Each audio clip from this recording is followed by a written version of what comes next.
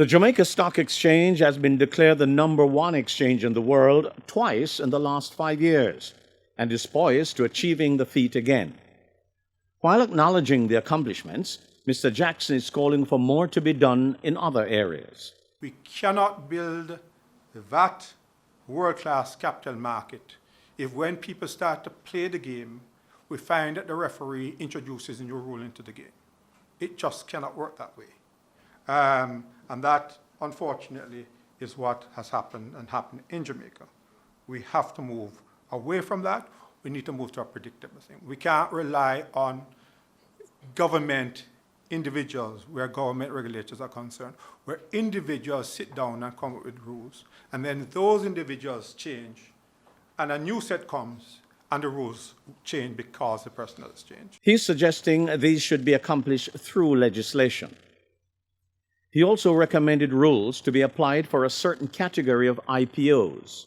That all IPOs that are raised in fresh capital should have at least a 3-year forecast as to what directors believe is going to be the case. I don't think the 5-year make any sense. 3 years give you a good sense. But no company should list on the exchange where the financial statements are 5 or 6 months old. There's no forecast there. We can't operate a system, a good market that way, where people have to guess as to what is likely to happen when there's no historical data to go by to indicate what is going on. And then we also have to be careful, because I've been critical of one listing where there's clearly seasonality in the numbers, but that is not disclosed to people. The QWI chairman also had a word for government, which has always gone the route of real estate. Mr. Jackson argues that having bought them, they're sold due to the lack of capital to improve on it. He is suggesting that the equities market be promoted more. We're not pushing the equities market. The government should, at this stage, be talking about a curriculum that deals with financial literature within schools. So we grew up with that. Everybody who is born and has to work has to encounter managing money when they leave school.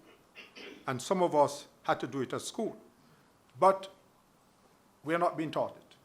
And therefore, we make wrong choices. So what we should be talking about is owning equity first, and then when we own equities, we can move on to owning real estate. And that becomes far easier and create a much more prosperous society. Michael Sharp, Frontline News.